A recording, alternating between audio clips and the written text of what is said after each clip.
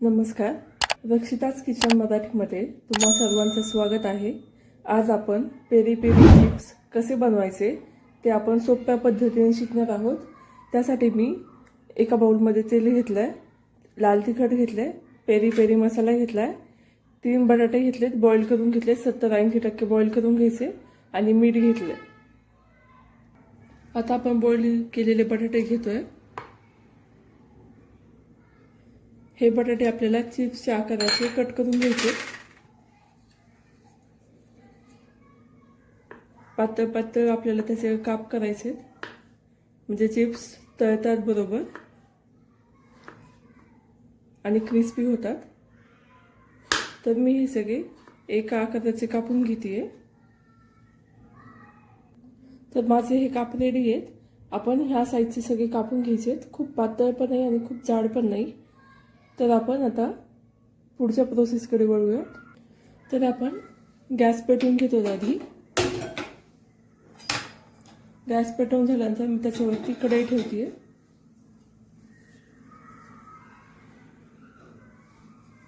कढई गरम करून घ्यायची आहे. तर आपली कढई तापलेली आहे. त्याच्यामध्ये मी तेल टाकते.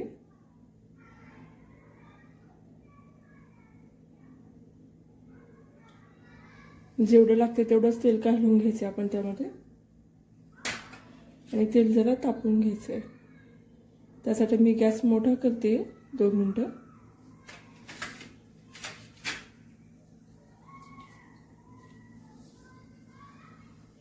आपल्याला तेलामध्ये थोडंसं मीठ टाकायचं आहे जेणेकरून आपले चिप्स खाली चिटकणार नाहीत आणि ते व्यवस्थित तळले जातील. तर आपलं तेल तापलेलं आहे. आपण त्याच्यामध्ये बटाट्याचे काप टाकणार आहोत. एक एक टाकायचं आहे म्हणजे ते सुटसुटीत होतं, एकमेकाला चिकटले जात नाहीत. तर मी कढईमध्ये बसली तेवढे टाकते आणि गॅस आता मीडियम करते.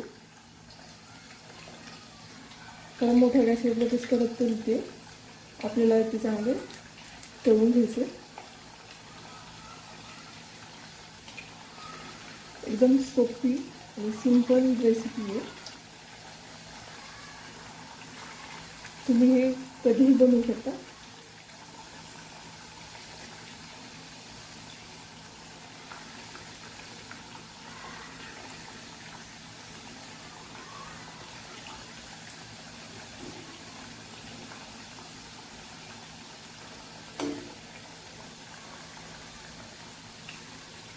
आपल्याला ते चिकटणार नाही त्याची काळजी घ्यायची आहे.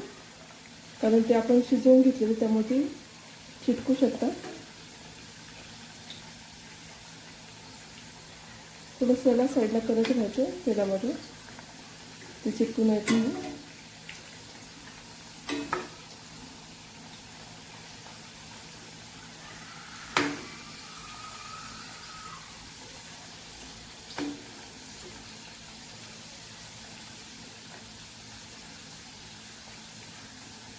ज्यावेळेस असा गोल्डन कलर येईल त्यावेळेस आपल्याला ते काढायचे.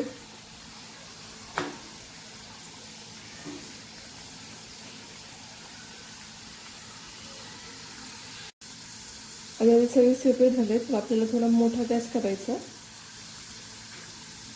कारण स्टार्टिंगला ज्यावेळेस ते चिटकतात त्यावेळेस जर आपण फ्लेम मोठी ठेवली तर ते सगळे चिटकण्याची भीती असते. त्यामुळे स्टार्टिंगला आपल्याला गॅस मोठा नाही ठेवायचा. ज्यावेळेस ते सगळे सेपरेट होतील त्यावेळेस आपण गॅस मोठा करून तळून घ्यायचं. मी तळून घेते.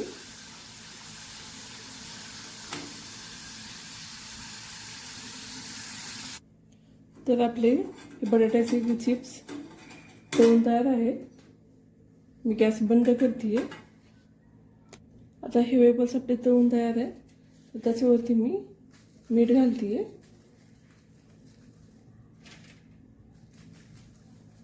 मीठ घातल्यानंतर थोडंसं लाल तिखट घालते ज्याच्यामुळे थोडेसे स्पायसी होतील.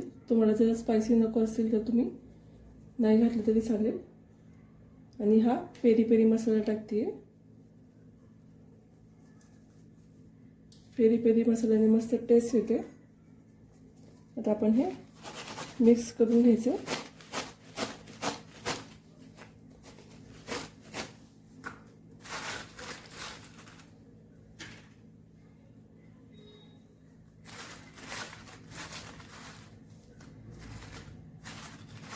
पेरी पेरी मसाला पूर्ण मिक्स करायचा त्याच्यामध्ये.